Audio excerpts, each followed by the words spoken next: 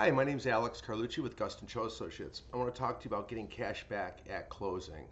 So there's a lot of weird nuances to each type of loan, but in general, you're not allowed to get any cash back except for some rare, instances. So um, let's start with conventional FHA non-QM. So when you put a down payment down and you ask for closing cost credits from the seller, the seller's closing costs cannot credit your down payment, or can it come back to you as cash?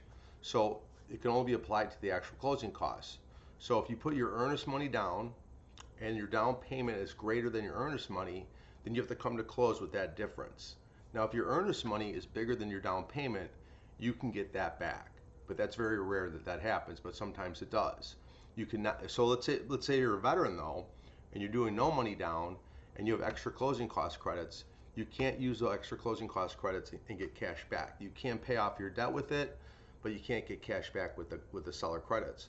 But in some states, when you close on a purchase of a house, there's a thing called tax prorations.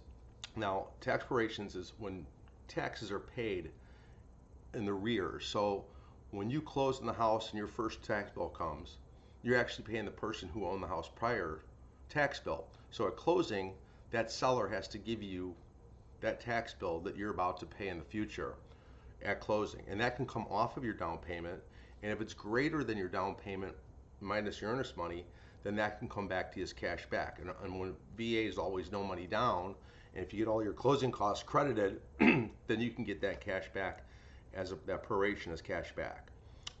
So you can never get cash back from seller closing costs, and you can only get cash back from prorations, but only on VAs does that usually work out where you actually walk away with cash in your pocket.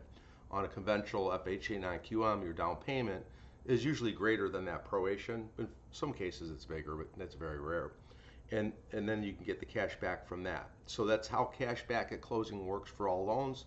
A lot of closers that are closing these sometimes zero out your cash back at closing on a VA loan, not realizing that you're allowed to get that proration back. Now, technically the rule is you can't get anything greater than your earnest money back, but you can get the tax prorations on a VA loan. That's usually the only time it happens. So that's the kind of rules on getting cash back, and seller credits can't go towards your money in your pocket. You have to apply it to covering the closing cost only, and only in VA loans can you use it to pay off debt. All the other ones, you either lose it, you renegotiate the contract for how much, like when you estimate the closing cost credits in the beginning, it's really hard to get the closing costs right. If there's an extra $1,000, you either lose it or you modify the closing cost credits and change the contract and redo everything so it's exactly right, kind of at the last minute. So that's what you do with the closing cost credits if they're too much, is just renegotiate with the seller.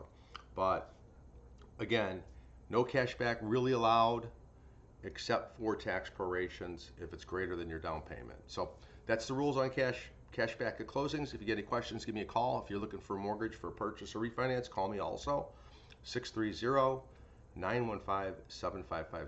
Thank you.